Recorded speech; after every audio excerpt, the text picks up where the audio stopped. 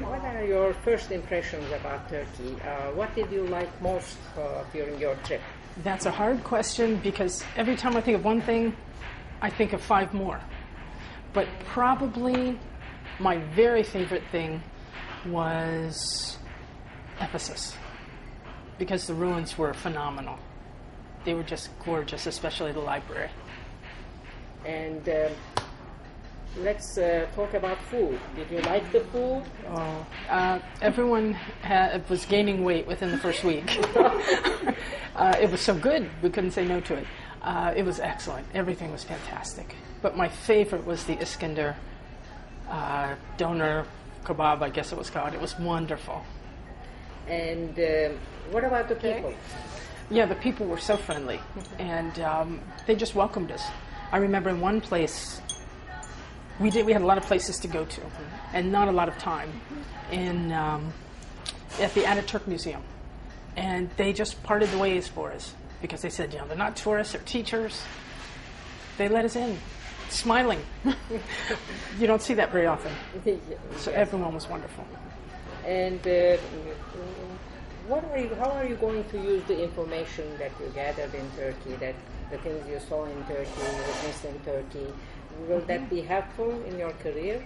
Very much, yeah. I teach sociology for one class, and so I'll be talking about different expectations and stereotypes, and I'll do a whole presentation on Turkey, and then I'll expect them to do other country presentations similar. So I'll use Turkey as the base, and just talk about getting rid of stereotypes and finding out what the cultures are like. So I'll share that information. When I teach World History 1, we saw so many things that we teach about, so that one's very easy to teach and share. I'll show the pictures that I've been there, done that, touched it, and I think that'll put a lot more passion into the class. So it's very easy to use. Plus, I'll be sharing with the other teachers, and even with the county, I plan to share pictures and any information that I can give them. So you think 2 weeks was enough for you to see a lot of stuff, or do you think 2 months would have been better?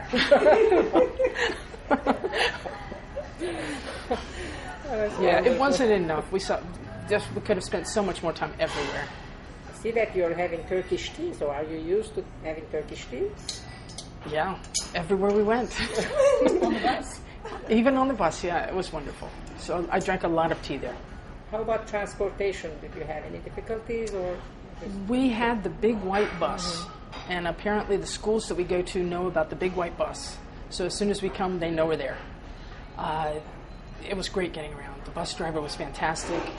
He made U-turns in places that I couldn't have even done it with this big white bus. It was amazing.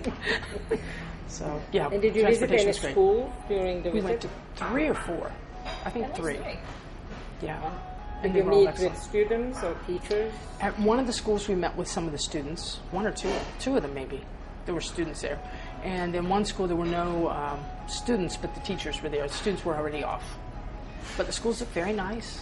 And the teachers were very pleasant. They talked about how much respect they get, which was a nice dream that we have here that we don't always get.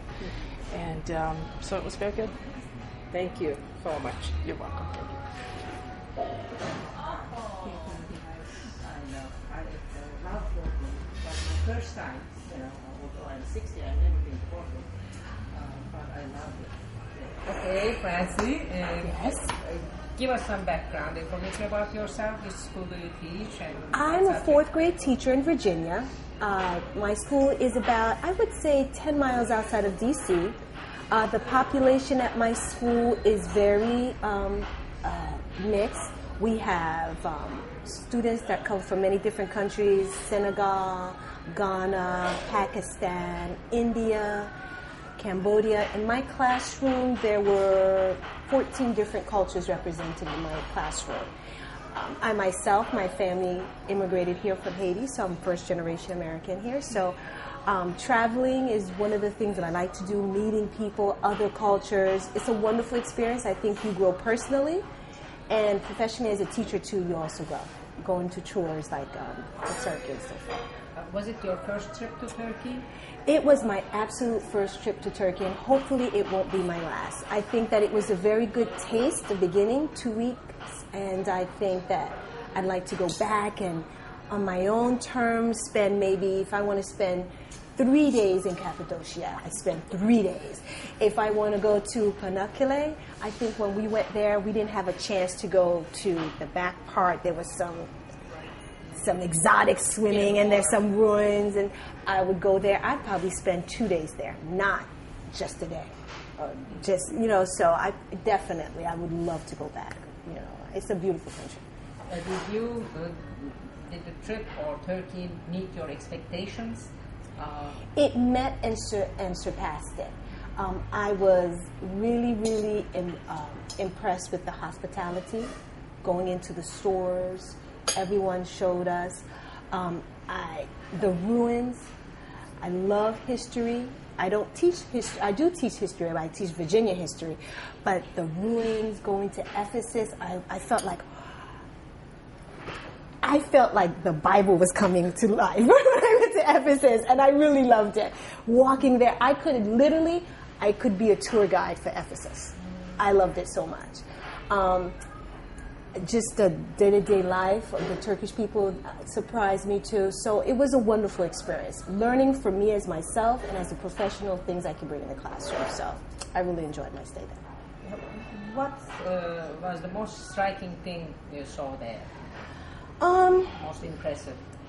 Most impressive, the archaeological sites, Ephesus, Aphrodisia. And I also liked when we went to the Neolithic city. I can never pronounce it. Çatalhöyük. And I really like the fact that right now in 2011, we're discovering things about our past. I mean, Turkish history is Turkish history, but it's our past too. It tells us, opens up a doorway for all of human history. So I think that impressed me. The history definitely impressed me. I loved it. Aside from the food and other things. So how are you going to use this information that you gathered there? Number one, I collected some stories that I can read to the students, and we can do in small groups. We do Aesop fables. One of the things in 4th grade that they have to do in the ESOL is that they have to look at fables. And being an ESOL teacher this upcoming year, fables is a good way for us to learn about other cultures. So I did bring some stories that I'm going to introduce to the students.